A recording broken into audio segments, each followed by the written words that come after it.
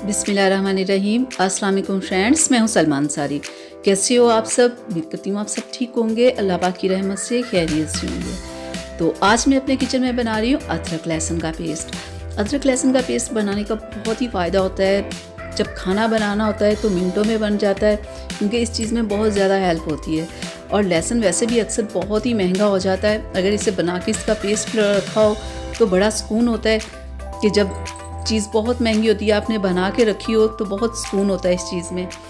ईद पे भी स्पेशल इसे बना के रखा जाता है ताकि कि सुकून से, क्योंकि बहुत ज़्यादा खाने बनने होते हैं, तो इसके लिए इसे बना के रखना बहुत ज़रूरी होता है और ये बहुत आसानी खाने में होती है। तो चलें शुरू करते हैं बिस्मिल्लाह। तो जग में मैं सबसे पहले डालूँगी अदरक को, फिर मैं डालूँगी लहसुन को।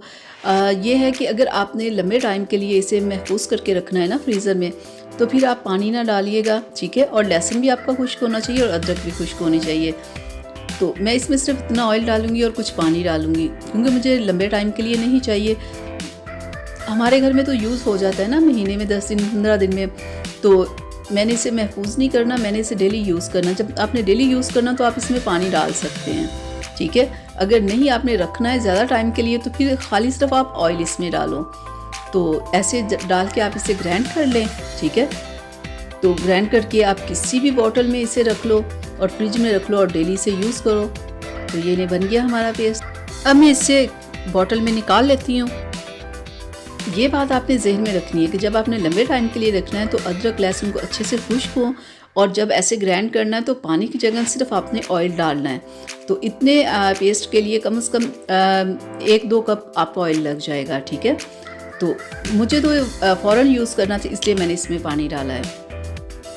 तो ये लें, हमारा आज का पेस्ट तैयार है।